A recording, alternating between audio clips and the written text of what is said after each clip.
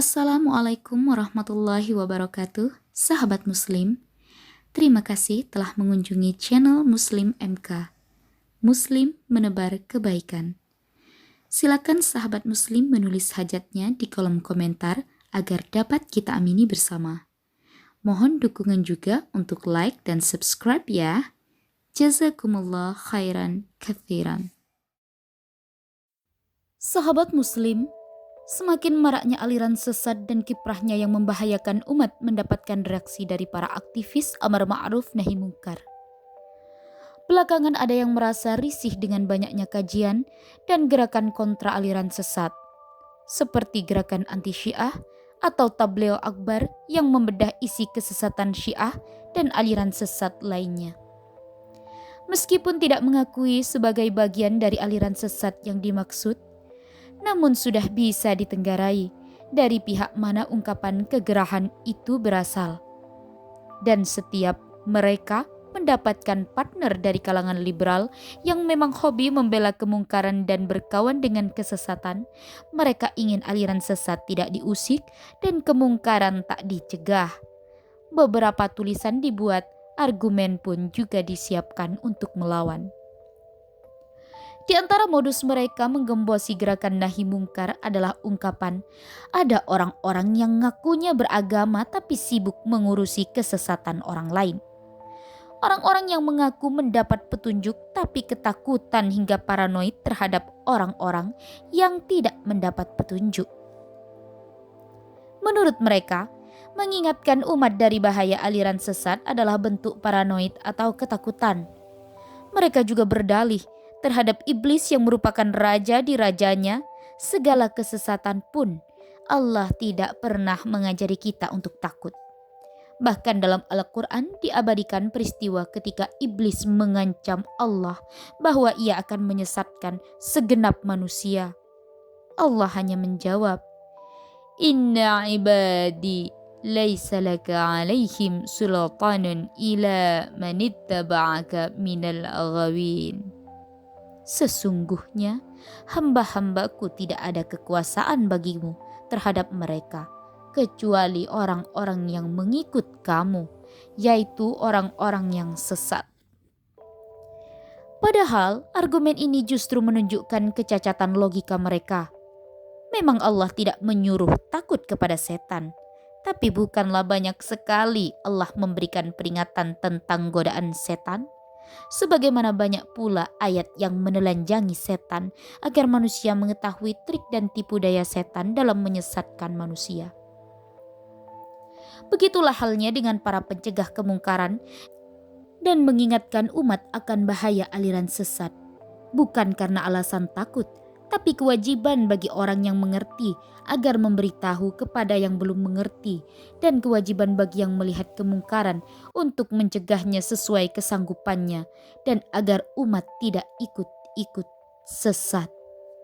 Mereka pun menuduh orang-orang yang membahas kesesatan aliran sesat dan mencegah kemungkaran sebagai orang yang lemah imannya, karena tidak yakin dengan ayat ini. Kalau memang yakin, kenapa mesti takut dengan adanya kesesatan?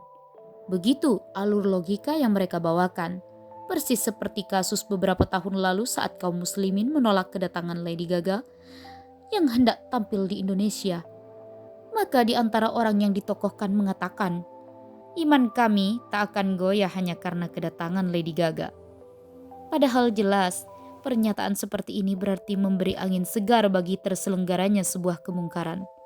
Maka lihatlah bagaimana mereka membalikkan dalil dengan logika yang cacat, di mana Nabi menyebut orang yang membiarkan kemungkaran meski dia mengingkari dengan hati sebagai selemah-lemah iman.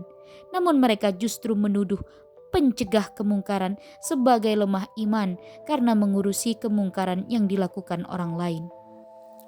Nabi SAW bersabda, barang siapa melihat kemungkaran, hendaklah merubah dengan tangannya.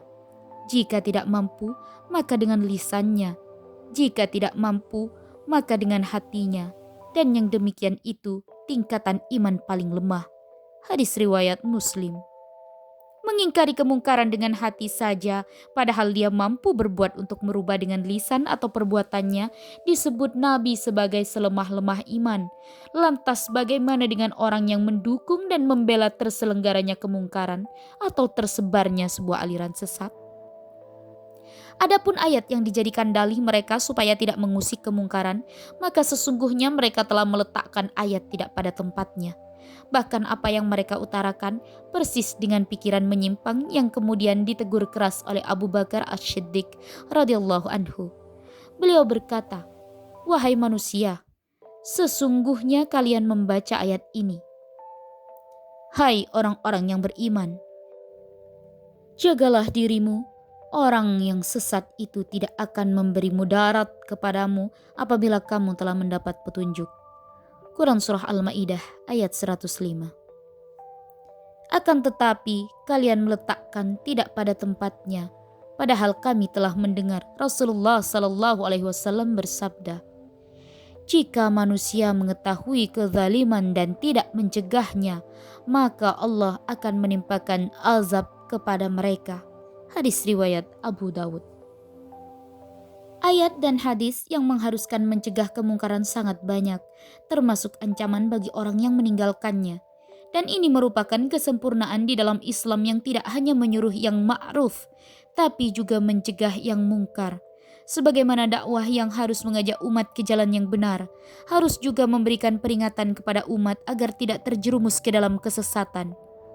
Jadi sahabat muslim, marilah kita pahami hakikat tentang kebaikan yang harus komplit dan sempurna.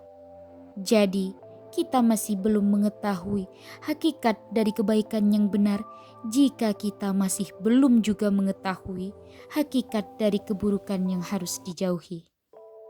Wallahu a'lam bishawab.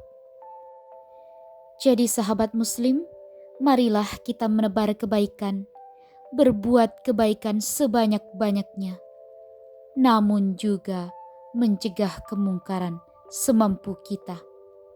Jika kita masih bisa merubahnya dengan tangan kita, marilah kita rubah dengan tangan kita.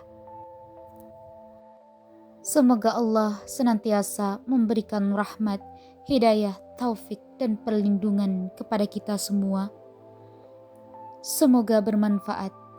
Assalamualaikum warahmatullahi wabarakatuh. Allahumma salli ala Muhammad wa ala ali Sayyidina Muhammad.